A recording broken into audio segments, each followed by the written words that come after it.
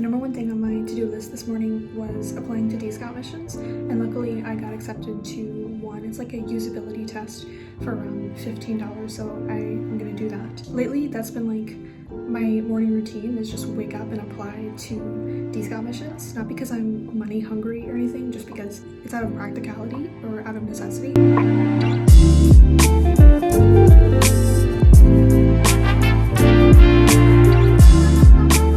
So I just finished up with the D-Scout mission, and I'm gonna do some laundry because I need to do my laundry to put in my carry-on. I'm leaving to go to Arizona in 2 days, and I literally am only taking a backpack and a carry-on, and that's gonna be everything I have for 3 months. So I'm super excited about that, super stoked. I'm gonna be going minimalist this summer, so we're gonna see how that goes.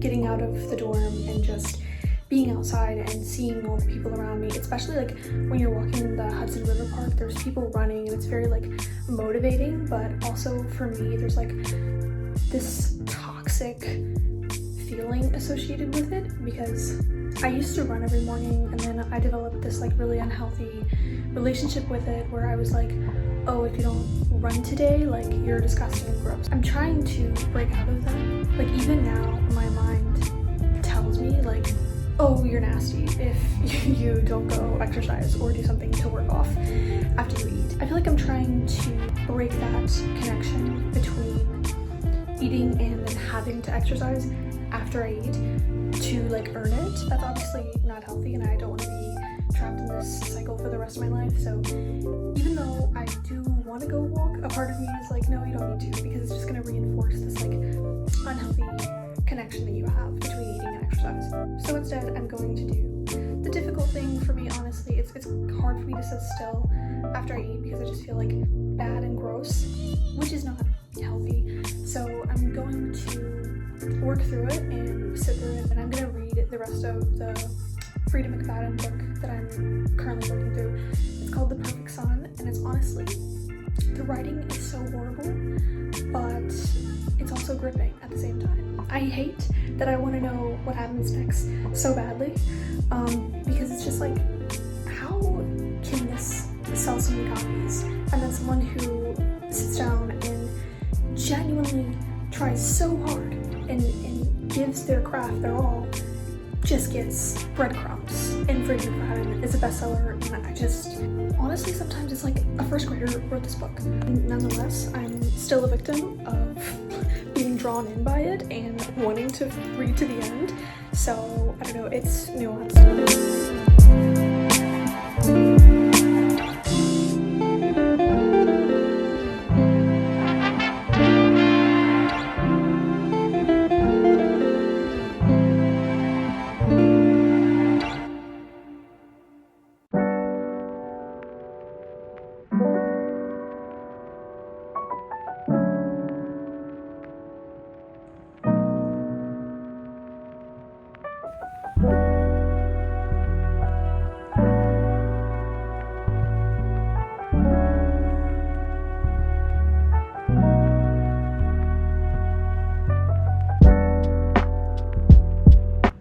So I just had that sandwich that I got from Brooklyn Fare, and honestly, I'm a bit stressed out because I hate to admit it's still kind of rough for me to eat things that I didn't make myself, right? So like, it's always difficult for me to kind of eat out anywhere or eat any like pre-packaged foods because I like to know everything that is in my food, and honestly, I still kind of like I'm hung up on how many calories is in something, and I know that that's bad. I have to constantly be reminding myself that these are disordered thoughts and try to reshape them and make them more positive.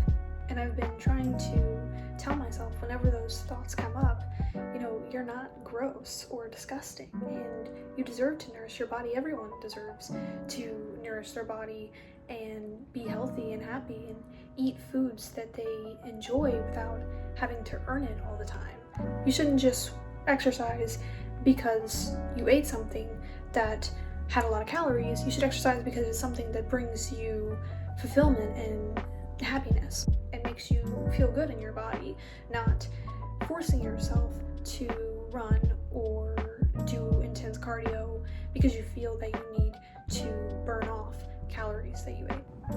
For instance, with that sandwich that I had, it had mayonnaise on it, and my brain has always deemed that, unhealthy. So it was hard for me to eat that sandwich with the mayonnaise on it. It wasn't light mayonnaise or anything, and that is difficult for me, I'm gonna be honest. But I have always loved mayonnaise.